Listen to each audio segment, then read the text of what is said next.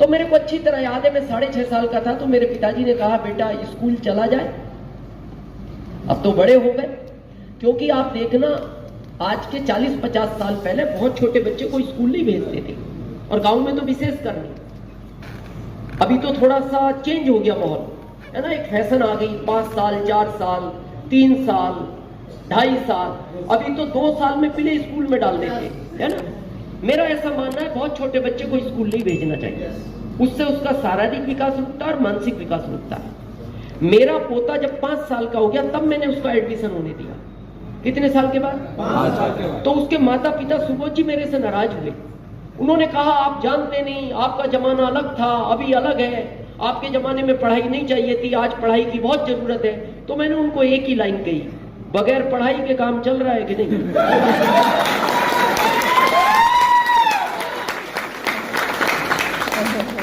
ये कितना भी बड़ा ऑफिसर बन जाए, ये मेरी बराबर पैसा नहीं कमा सकता, ये कमा ही नहीं सकता। ये कितना भी बड़ा ऑफिसर बन जाए, ज्यादा ज्यादा क्या होगा, इसको ज्वाइन करेगा 75,000 सैलरी हो जाएगी, 1 लाख हो जाएगी।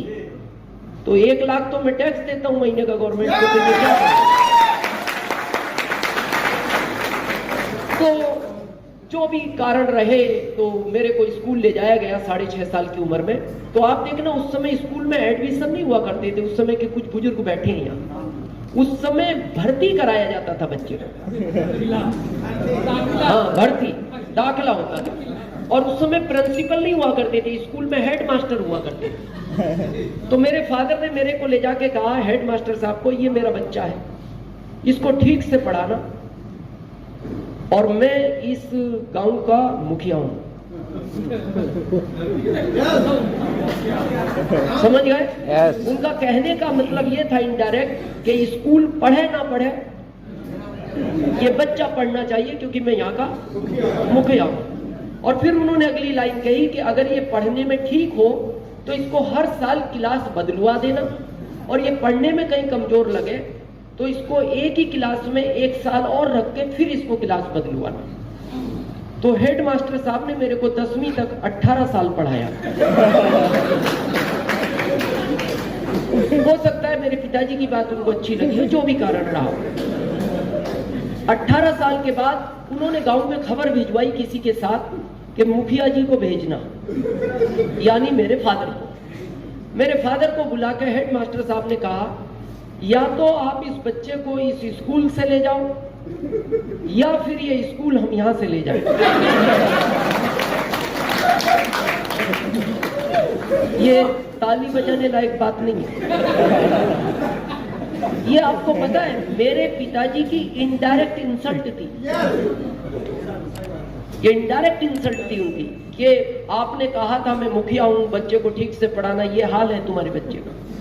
तो मेरे पिताजी ने कहा कि आपको स्कूल ले जाने की जरूरत नहीं है, इस नालायक को मैं ले जा रहा हूं। और वहां मेरा पढ़ाई का कैरियर जो है समाप्त हो गया।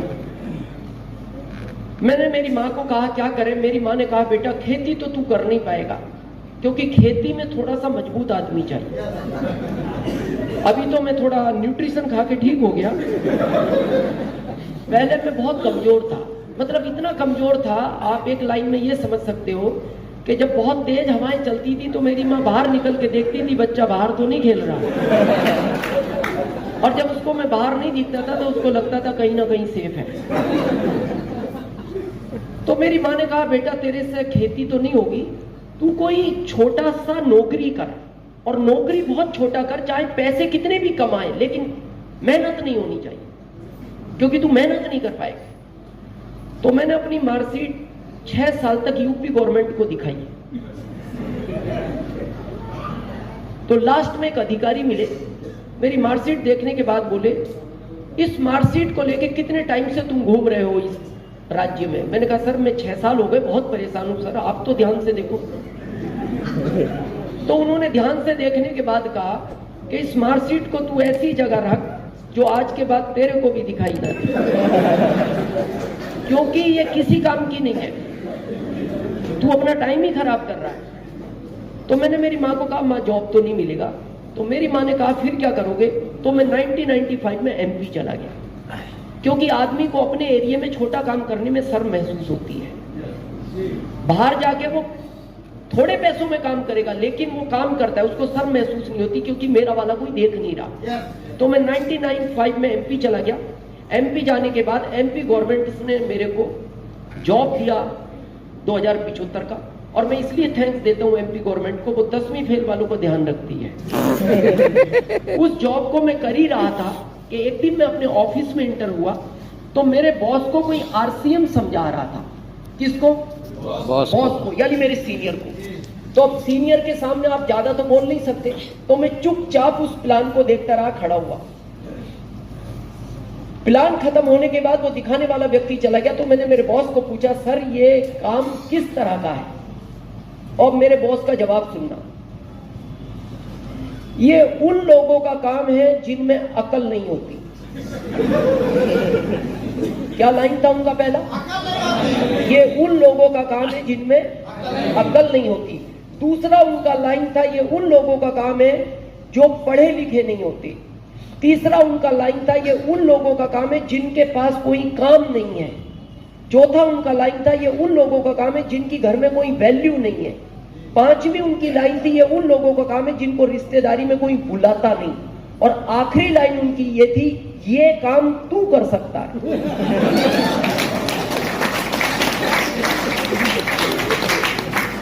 मतलब क्या था इसका? कि ये सारे गुण तेरे में पाए जाते हैं, इसलिए तू कर सकता है। तो मैंने उनको जवाब दिया, हाँ सर मैं करूंगा, और मैंने किया उसी समय स्टार्ट। लेकिन आपको आश्चर्य बताऊं, 3 साल पहले वो भी ज्वाइन हुए।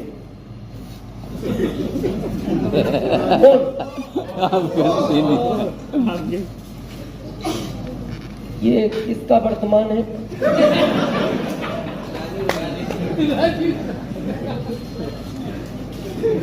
थोड़ा ध्यान रखें, जिसका भी वर्तमान में, ये आपका भविष्य बिगाड़ सकता है और कुछ नहीं। थोड़ा सा प्लीज अगली रो वाले ध्यान रखें। तो 3 साल पहले वो ज्वाइन हुए सुबोध जी, तो मैंने उनको वो लाइनें याद दिलाई। मैंने कहा सर आरसीएम ज्वाइन तो कर रहे हो, लेकिन ये उन लोगों का काम है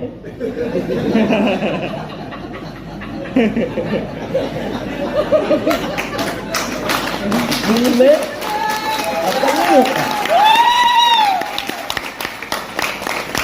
इसके पीछे एक बहुत बड़ा मैसेज है, अब समझोगे। जो लोग आज भी आरसीएम में टाइम पास कर रहे हैं, जो लोग आज भी इसको करना नहीं चाहते, जो लोग आज भी इसके प्रति सीरियस नहीं है, जो लोग आज भी सोच रहे हैं कि मैं 2 साल बाद शुरू कर लूंगा, ये उन लोगों के लिए मैसेज है।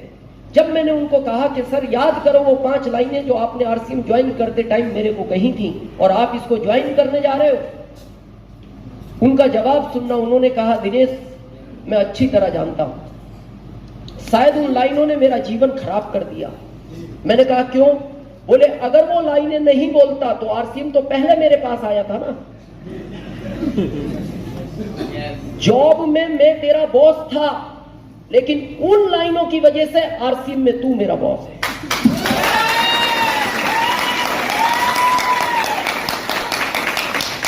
अगर मैं वो लाइनें नहीं बोलता तो मैं आरसीएम में भी तेरा अपलाइन होता, जबकि आरसीएम में आज तू मेरा अपलाइन है और जॉब में मैं तेरा अपलाइन था। अब उनके और मेरे बीच में 17 साल का गैप है। मेरी आईडी यहां है, उनकी यहां। अब ये गैप 17 साल का पूरी जिंदगी भर रहेगा, पूरी जिंदगी रहेगा, और ये उनको हमेशा तकलीफ देगा कि ये ऐसा क्यों हुआ। तो आप इस गैप को मत लेना कभी, नहीं तो आने वाली पीढ़ियां। अभी सरवन जी एक बात कह रहे थे, इस बिजनेस को करने का कारण होना चाहिए, क्यों करना है? मैं बताऊं कारण क्यों करना चाहिए। जो लोग आज भी सोच रहे हैं, बहाना बनाते हैं, सर ठीक है मेरी लाइफ अच्छी चल रही है, कोई अच्छी नहीं है। आप अपने परिवार से तो पूछो, वो आपके साथ रह के लाइफ अच्छी निकाल रहा है कि नहीं। आपकी अच्छी चल रही है उससे मतलब नहीं है। एक कड़वा सच है, लेकिन है सच। अगर आपकी इजाजत हो तो मैं कहूं, देवघर वालों कहूं, इस भारत में 80% महिलाएं आज भी अपने पति के साथ इच्छा से नहीं मजबूरी में रहती हैं।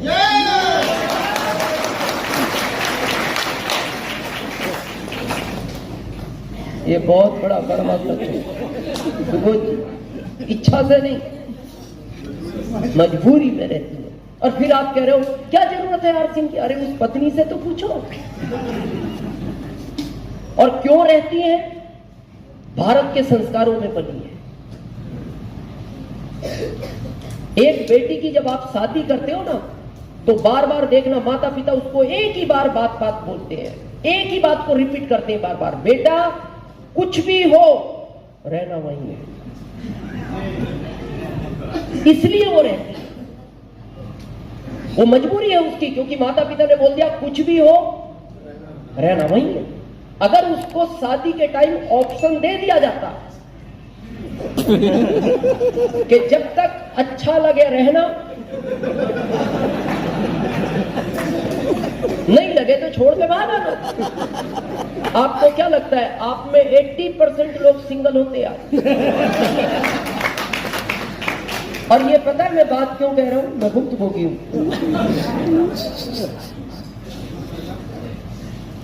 मेरी शादी एक अच्छे घर में हो गई। यू नो अच्छा घर, पैसे वाला।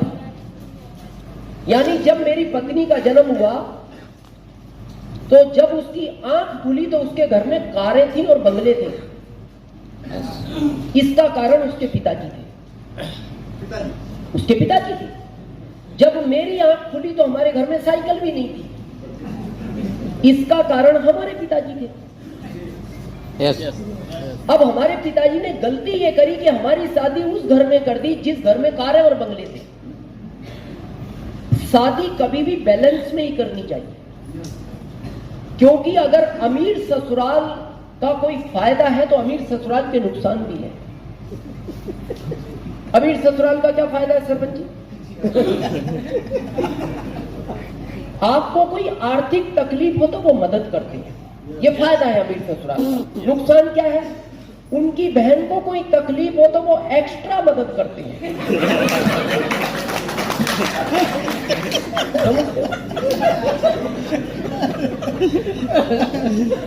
इसीलिए कभी भी अगर गलती से अमीर ससुराल मिल जाए तो वो पास में नहीं होनी चाहिए, वो डिस्टेंस से होनी चाहिए, दूरी होना चाहिए। पता है क्यों?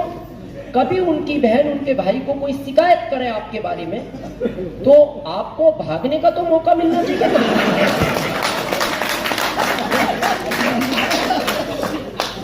इसीलिए मैंने भविष्य देखते हुए राज्य बदल लिया। ससुराल मेरी यूपी की है और मैं शिफ्ट हो गया एमपी, 1500 किलोमीटर दूर। जो लोग इसमें टाइम पास कर रहे हैं मैं उनके लिए कहना चाहता हूं, मैंने आरसीएम में टाइम पास नहीं किया। मेरा रिकॉर्ड पूछना आप कंपनी से। मैंने जब आरसीएम शुरू किया मेरे पहले महीने की इनकम थी 416। प्रोडक्ट कितने थे? कपड़ा, वो भी पैंट पीस, केवल पैंट पीस। तो जब हम लोगों को वो पैंटे देते थे तो लोग हमसे पूछते थे सर शर्टों का क्या करेंगे? तो हम उनको बोलते थे अभी तुम केवल पैंट पहनो, अभी पैंट में ही काम चलाना है, क्योंकि शर्टें ये कंपनी बनाती है। एक प्रोडक्ट इनकम 416, उसी एक पैंट के प्रोडक्ट से 7वें महीने हमने रॉयल्टी निकाली, 7वें महीने। और 7वें महीने का चेक था 19,197 का। फिर कंपनी 3 प्रोडक्ट लाई। क्या क्या? Paste, detergent, cake, bathroom, 3 product लाई। उन 3 प्रोडक्ट में हमने टेक्निकल निकाला 15वें महीने, और टेक्निकल का हमारा चेक था टीडीएस काट के 1,52,000 का। फिर कंपनी और 17 प्रोडक्ट लाई, तो टोटल प्रोडक्ट हो गए 20। 20 प्रोडक्ट में हमने स्टार रूबी निकाला 5वें साल, और स्टार रूबी का 2007 का हमारा चेक था टीडीएस काट के 7,80,000। ये कब की बात है? 7 की। 2007 में हम आरसीएम से 7,80,000 ले चुके हैं, अभी 22 चल रहा है। एक प्रोडक्ट में ये कमाल हो सकता है, 3 प्रोडक्ट से ये कमाल हो सकता है, 20 प्रोडक्ट से ये कमाल हो सकता है। आज आपको पता है आरसीएम किस जगह खड़ा है? मेरा ओपन चैलेंज है, ओपन, इस इंडिया में एक डीपो वाला, एक पीयूसी वाला, एक वंडरबर्ड वाला, एक वंडरबर्ड क्यूक वाला और एक भी लीडर मेरे को आज एग्जैक्ट आंकड़ा बताए कि आरसीएम में करंट में इतने प्रोडक्ट क्यों नहीं है? हर दिन प्रोडक्ट आता है। अगर कल आंकड़ा लेकर आए तो सुबह बदल गया, और सुबह लेके आए तो दिन में बदलेगा, और दिन में याद कर लिया तो शाम को बदलेगा। तो जब 3 प्रोडक्ट में ये हो सकता है, एक में ये हो सकता है, 20 में ये हो सकता है, आज आपको प्रोडक्ट का आइडिया नहीं कि कितने हैं, तो सोचो आज क्या कमाल हो सकता है, क्या कमाल हो सकता है। और ये कमाल आपको फरवरी में भीलवाड़ा देखने को मिलेगा। ये देखने को मिलेगा भीलवाड़ा फरवरी के अंदर। ये क्यों थी स्पिरिट हमारी इतनी? आज आप क्यों धीरे धीरे आरसीएम कर रहे हो? मैं बताऊं क्यों थी? मेरी पत्नी महीने में 20 बार, 22 बार, कभी 25 बार एक फिक्स कोटेशन सुनाती थी मेरे को। क्या था वो कोटेशन बताऊं? अपने आप को सौभाग्यशाली समझो, मैं आपके साथ रहती हूं।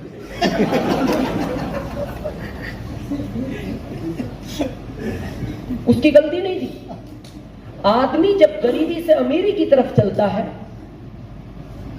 तो वो खुश होता है, लेकिन जो आदमी अमीरी से गरीबी की तरफ जाता है उसको तकलीफ होती है। तो मैं अपने जीवन में खुश ही इसलिए था, मैं तो नीचे से गुजर जा रहा था।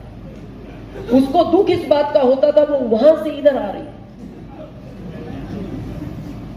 जिसके घर में कार बंगले, वो 2075 सैलरी में साथ में रह रही, तो वो एक ही बात बोलती थी, अपने आप को सौभाग्यशाली समझो, मैं आपके साथ रहती। ये लाइन सुनना कभी पत्नी के मुंह से, बहुत सुकून मिलता है।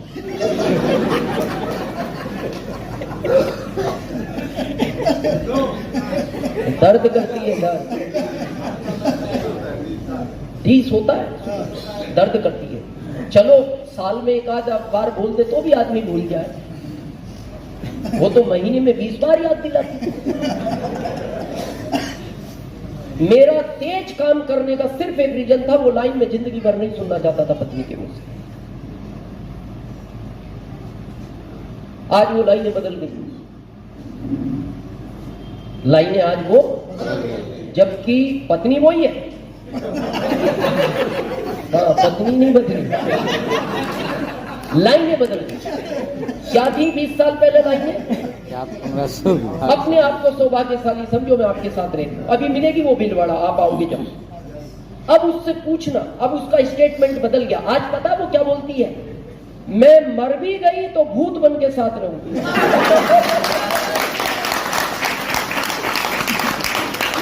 क्यों भाई बन गया?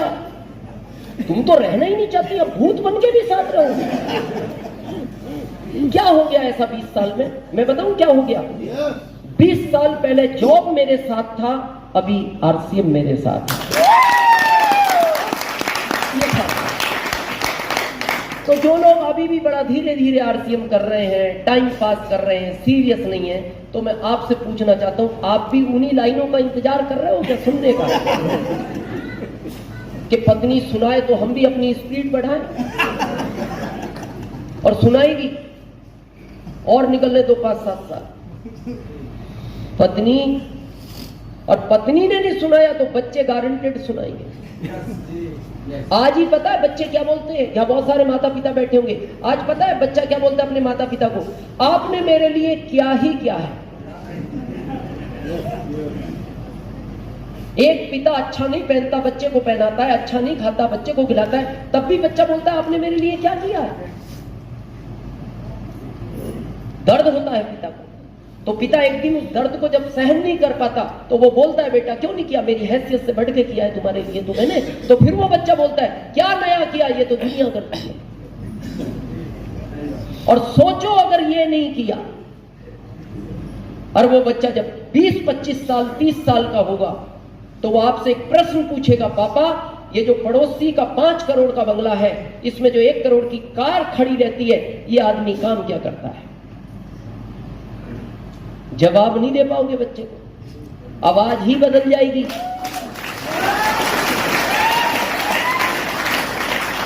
जिस बिजनेस में अभी बड़ा धीरे धीरे काम कर रहे हो ना, इसका भी नाम ठीक से नहीं ले पाओगे। जब वो बच्चा कहेगा पापा ये क्या कर रहे, तो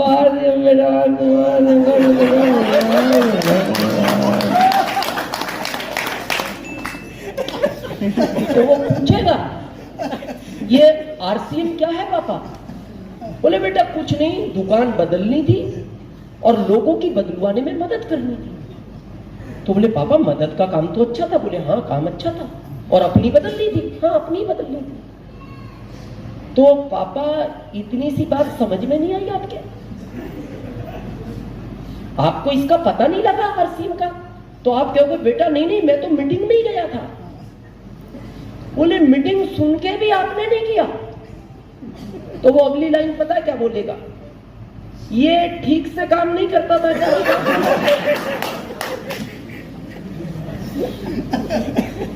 ये काम नहीं करता तभी तो नहीं किया आपने। और अगली लाइन वो बोलेगा जो मैं बोलना नहीं चाहता, शायद जिसको सुनने के बाद आप रात का खाना नहीं खा पाओ। वो ये भी कह सकता है मैंने गलती की आपको पापा चूक के, आपके घर में मेरा जन्म ही नहीं होना चाहिए। दुनिया समझ गई, आप नहीं समझे। जिसमें कुछ लगना नहीं था, केवल बात ही करनी थी लोगों से।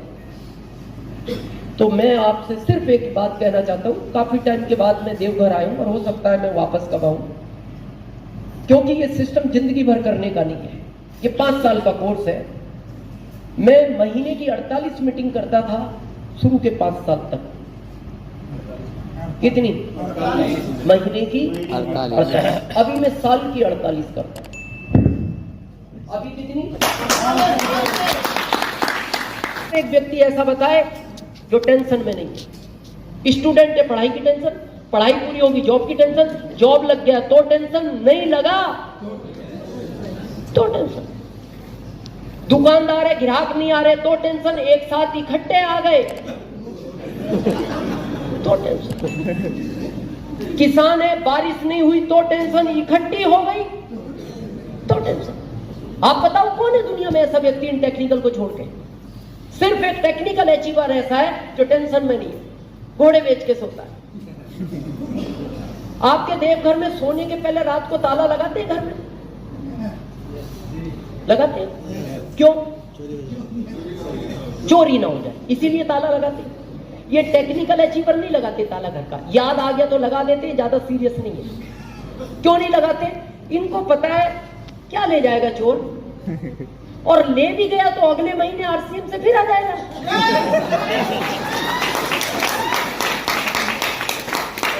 क्या घर से लगाया जो चला गया? गीता जी वाला संदेश क्या लाए थे? क्या लेके जाओगे? क्या पाया जो खो दिया? क्या लगाया आपने आरसीएम में जो खो दोगे?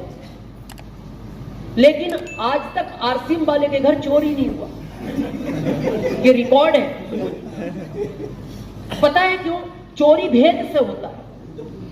आदमी पहले उसके बारे में पता लगाता है, ये घर में कितने लोग रहते हैं, कब आते हैं, कब जाते हैं, कौन कब तक जागता है, कब सोता है। तो जब वो इसका पता लगाता है तो इसके घर पता है चोर क्यों नहीं आता? उसको एक ही बात का टेंशन होता है, जाग गया तो प्लान दिखाएगा।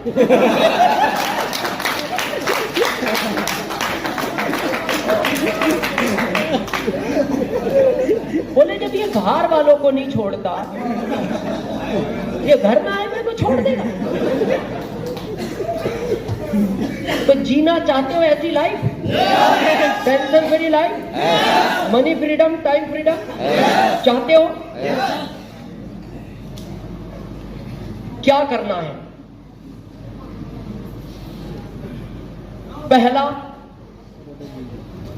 जितने भी लोगों को आप फरवरी में भीलवाड़ा दिखा सकते हो, जितनी संख्या आप ज्यादा कर सकते हो, उतनी ज्यादा अच्छी लाइफ आरसीएम में टेक्निकल की जी सकते हो, बहुत जल्दी जी सकते हो। दिखाना क्यों? आप कहोगे सर मीटिंग सुन ली ना। देखने और सुनने में धरती आसमान का अंतर है। आपने कभी 5-7 साल पहले, या रोज पेपरों में पढ़ते हो, एक बस आ रही थी, एक इधर से कार आ रही थी, दोनों आपस में टकराए और उसमें 5 लोग ऑन द स्पॉट खत्म हो गए और खिड़की काट काट के उन लोगों को निकाला गया। ऐसा पढ़ते हो कई बार? 5 साल पहले जो घटना पड़ी थी याद है आप? नहीं। क्यों पड़ी थी? पर आप किसी चौराहे पे जाओ और आपके सामने बस आए, भगवान ना करे कोई कार उससे टकराए, 5 लोग ऑन द स्पॉट मर जाएं, चिल्ला रहे हैं, आप खिड़कियां तोड़ रहे हो, निकाल रहे हो, उस घटना को आप जिंदगी भर नहीं भूल सकते। वो ही घटना फरवरी में भीलवाड़ा होने जा रही है। उस घटना को जो देख आया उसको आरसीएम में बड़ी पिन आने से दुनिया रोक नहीं सकती। वो घटना होने जा रही है। तो चाहते हो ऐसा जीवन? क्या करना है समझे? अच्छा 10-12 मिनट बात कर सकते हैं पीछे वालों? देखो, भारत का समझदार आदमी वही है जितना खर्च किया उसको वसूल करो।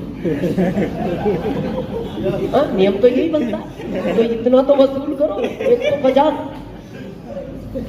तो करें 10 मिनट। तो चाहते हैं टेक्निकल जैसी life, time freedom, money freedom? आप भी बनाना चाहते हैं 32,500 स्क्वायर फीट में घर? आप भी चाहते हैं 50 लाख की कार घर में लाना? तो क्या करना है समझ लें। पहला डिसीजन ले। किसका? खुद का। पहला डिसीजन खुद का। जिंदगी में मैं आरसीएम की बात नहीं कर रहा, बहुत ध्यान से सुनना, 5-10 मिनट। जब भी कोई काम स्टार्ट करो दुनिया का, आरसीएम नहीं, अकेले रूम में बैठ के दिल को पूछो, जो काम मैं करना जा रहा हूं इससे मेरा फायदा है या नहीं। दूसरा पूछो, जिस काम को मैं करने जा रहा हूं इसकी वजह से लोगों का फायदा है या नहीं। दिल कहे काम में तेरे को फायदा है, लोगों का नुकसान है, उस काम को कभी मत करना। दिल कहे तेरा कुछ नहीं मिलेगा, लोगों को फायदा है, तो भी करने का क्या मतलब है जब आपको नहीं मिलेगा। लेकिन दिल कहे तेरा फायदा है, तेरे से ज्यादा लोगों का फायदा है, उस काम को दुनिया मना करे, कभी रोकना मत। लेकिन डिसीजन खुद का। हम क्या करते हैं, बाहर जाके पूछते। मैं कॉमन सेंस की बात पूछता हूं, आपको बहुत बड़ा डॉक्टर बनना हो तो आपको टीचर से मिलना चाहिए कि मैं डॉक्टर बनना चाहता हूं, आप मेरे को राय दो। किससे मिलना चाहिए? डॉक्टर। ये जानते हो इतनी बात? सभी जानते हो? आपको टीचर बनना हो तो किससे मिलना चाहिए? टीचर। जानते हो ना इतनी बात? अब आरसीएम में अमीर बनना है तो किससे मिलना चाहिए? ये अगली रो में जितने अमीर लोग बैठे, और हम यही गलती करते हैं। इन अमीरों से आरसीएम समझ के जाते हैं। बाहर एक रिक्शा वाले को कहते हैं मैंने आज मीटिंग सुनी, गजब का बिजनेस है, कर लूं क्या? वो कहता है पागल है, रिक्शा चला, बहुत स्कोप है। उसकी गलती नहीं है क्योंकि वो रिक्शा चलाना जानता है। किससे मिल रहे हैं? सुन किससे रहे? मेरे को आज भी वो 2007 की घटना याद है। पटना में मेरा प्रोग्राम था, दिल्ली से मेरी फ्लाइट थी, तो मैं एक वीडियो देख रहा था आरसीएम की। तो मेरे पास में एक इंजीनियर साहब बैठे थे, देखती वीडियो बड़े एक्साइटेड हुए। पता क्या बोलते? राम सीएम देख रहे हो क्या? है क्या? अब क्या रहे वो? राम सीएम। अब इस आदमी से कहो तू आरसीएम समझा, क्या दिखाएगा जिसको इसका स्पेलिंग याद नहीं है? तो मैंने कहा आप जानते हो इनको? हाँ अच्छी तरह, आपसे ज्यादा जानता हूं। कैसे?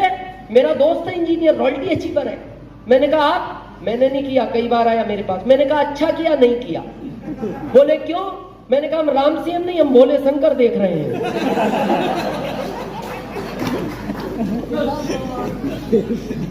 किससे मिल रहे हैं?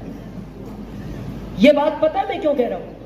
हम ज्यादातर अपने मिलने वालों से राय लेते। मैंने ली, मैं प्रैक्टिकल बात करता हूं हमेशा। सबसे पहला फोन मैंने मेरी मां को लगाया। मां मेरी यूपी, मैं एमपी। मैंने मेरी मां को कहा मां मैं जॉब छोड़ रहा हूं। क्या रिएक्शन होगा मां? पागल हो गया तू? तेरे को जॉब के लिए भेजा और जॉब छोड़ रहा है?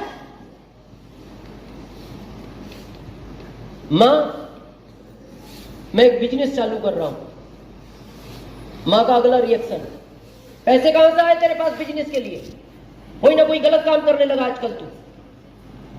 नहीं माँ, एक ऐसा बिजनेस है जिसमें पैसा नहीं लगाना, बहुत पैसा आएगा, हमें तुम्हें नहीं, पड़ोसियों को आएगा, गांव को आएगा, समाज को आएगा, देश को आएगा, जिंदगी बदल जाएगी सबकी।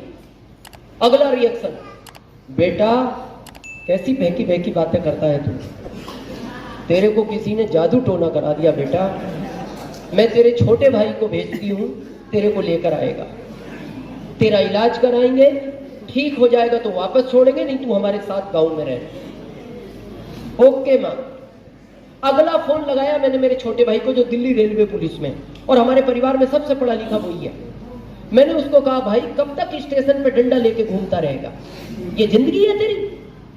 अरे ताल कटोरा स्टेडियम में जा, एक प्रोग्राम हो रहा है, जिंदगी बदल जाएगी तेरी, मेरी, गांव की, समाज की, देश की।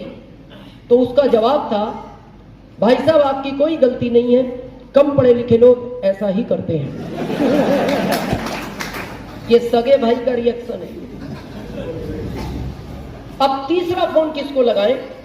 तो मैं आपसे पूछना चाहता हूं, आरसीएम के प्लेटफॉर्म से अलग हटके, आपको कोई फैक्ट्री खोलनी हो, कोई बड़ा काम करना हो, किससे राय लेते हो?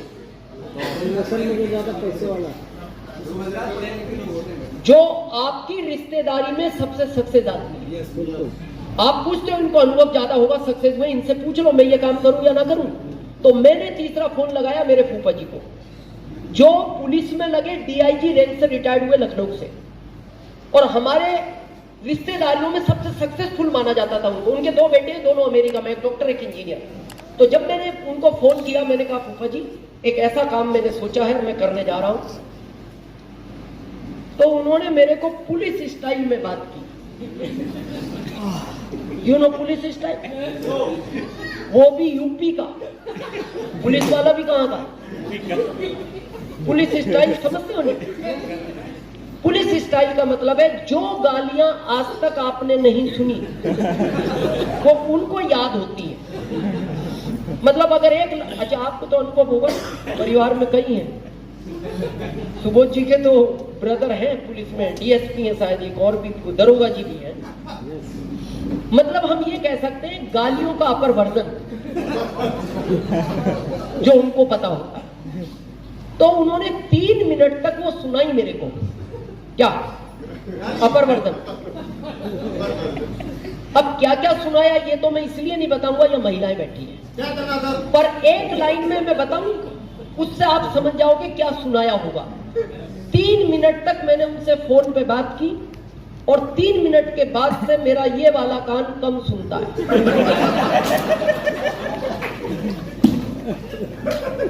अब आप समझ गए होंगे उन्होंने क्या क्या कहा हो। उसके बाद मैंने मोबाइल से सिम निकाली, उस सिम के 3 टुकड़े किए। कितने? क्योंकि 3 लोगों से बात की, डस्टबिन में डाली, और मैं उदास हो गया। मैंने कहा दिनेश काम ठीक नहीं है, मदर विरोध में है, भाई विरोध में है, फूफा जी विरोध में, फिर समझाएंगे किसको? मेरे दिल ने मेरे से पूछा तू पागल है? मैंने कहा क्यों? अरे तेरे को करना है तो कर, नहीं करना मत कर, फोन क्यों करता है? तू अपने आप से पूछ किस काम को मैं कर रहा हूं, ये सही है कि नहीं? मेरी जिंदगी बदलेगी, मेरी वजह से लोगों की जिंदगी बदलेगी। अगर काम सही है तो तू फोन मत कर, भले मत कर, लेकिन अब किसी को फोन मत कर। और यहां तक कि मेरे दिल ने कहा तेरी पत्नी से भी मत पूछना, और नहीं पूछा मैंने आरसीएम शुरू किया। और मैं आज ये ईगो में नहीं, गर्व के साथ कहना चाहता हूं, मेरे इस दुनिया में जितने भी रिश्तेदार हैं, भारत में नहीं दुनिया में जितने भी रिश्तेदार हैं, उन सब में सबसे अमीर आदमी आज मैं हूं। तो आज के बाद डिसीजन किसका लोगे? खुद का। खुद का। नहीं करना तो भी लो, नहीं करना तो अब आना ही नहीं मीटिंग में, नहीं करना आरसीएम आज से बंद करो। करना है तो दुनिया भी मना करे, फिर रुकना मत, डिसीजन अपना। क्लियर है? सेकंड, विश्वास होना चाहिए आपको। किस पर? खुद पर। पहला कि मेरी अपलाइन साथ दे या ना दे, मैं स्टार मूवी बनूंगा। मेरी लाइफलाइन ये साथ देना दे, मैं दूसरे प्रदेश में करूंगा, मैं बनूंगा। दूसरा विश्वास इस सिस्टम पर, जिसने करोड़ों लोगों की जिंदगी बदली है, मेरी भी बदलेगा। तीसरा विश्वास उस पर। जितने लोगों को बुलाया था आए हैं सब? क्यों नहीं आए? उसकी बगैर मर्जी के इस दुनिया में पत्ता नहीं हिलता। वो जिनको अमीर नहीं बनाना चाहता था उनको नहीं बुलाया उसने। और अगर आप यहां आए हो तो मैं आपसे एक प्रश्न पूछना चाहता हूं, एक पिता कभी चाहता है मेरा बच्चा एग्जाम में फेल हो जाए? जब एक पिता नहीं चाहता मेरा बच्चा एग्जाम में फेल हो जाए, वो तो परम पिता है, उसने अगर यहां बुलाया इस एग्जाम में पास होने के लिए बुलाया है। तो तीसरा विश्वास उस परम पिता पर। और चौथा विश्वास आखिरी अपनी एक्टिव इफेक्टिव ग्रोइंग अपलाइंग पर, जो दिन रात आपके बारे में सोचती है कि मेरे इस व्यक्ति के कितने लोग भीलवाड़ा जाएंगे, मेरे इस व्यक्ति की कब कार आएगी, मेरा इस लाइफलाइन का कब घर बनेगा, जो दिन रात चिंता में है, उस पर करना। क्योंकि दुनिया में दो अपलाइन है जो कभी आपका बुरा नहीं सोच सकती। ध्यान से सुनना, एक तो आपकी जिंदगी की पहली अपलाइन आपकी मां, और दूसरी अपलाइन इस सिस्टम की। ये कभी बुरा नहीं सोचते। और मेरे को बड़ा दुख होता है जब से आप इस दुनिया में आए, जहां तक आए हो, इस विश्वास की तो बड़े हुए हो। yes. और जिस सिस्टम से आपकी जिंदगी बदल सकती है उस पर आपको विश्वास नहीं। आपने होश संभाला, आपकी मां ने आपको क्या कहा, बेटा ये मामा है तुम्हारे, तो क्या बोले आप, मामा, ओके मामा। कुछ दिन बाद आपकी मां ने कहा, बेटा ये चाचा हैं तुम्हारे, क्या बोला आपने? क्यों बोला? क्योंकि आपको पता है ये जो मेरी अपलाइन है ये मेरे बारे में कभी गलत नहीं सोच सकती, ये जो बता रही है वो सब सत्य है। फिर कुछ बड़े हुए, फिर आपको कहा, बेटा ये नानी है तुम्हारी, नानी। फिर थोड़े बड़े हुए, फिर आपको कहा गया, बेटा पापा सिर्फ यही है।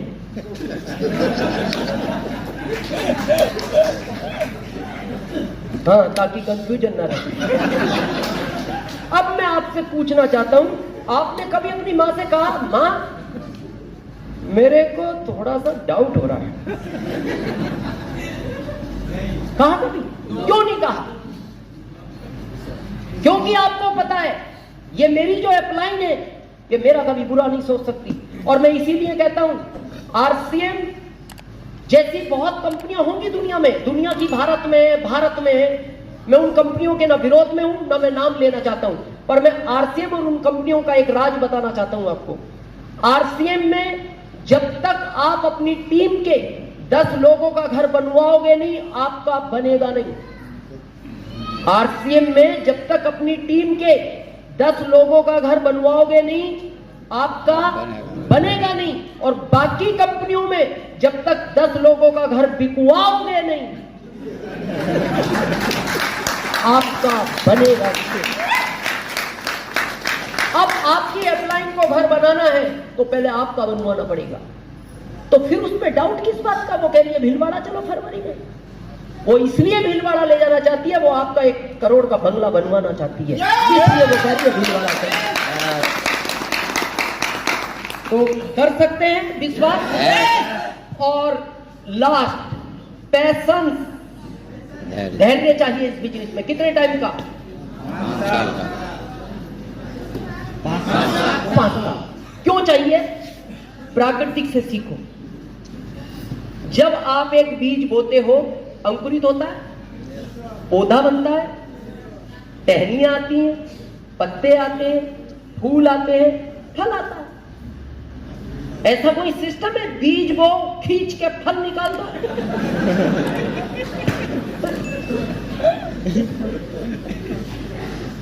और हम में पैशंस नहीं है। अभी आप देखना, यहां से बाहर निकलोगे ना, कुछ लोग मिलेंगे, आरसीएम कर रहे हो क्या? हाँ, आरसीएम कर रहे हैं। बड़ा धीरे धीरे चलता है, धीरे धीरे चलता है। हमारे में आओ, बहुत तेज चलता है। बोले कैसे चलता है? आओ जाओ।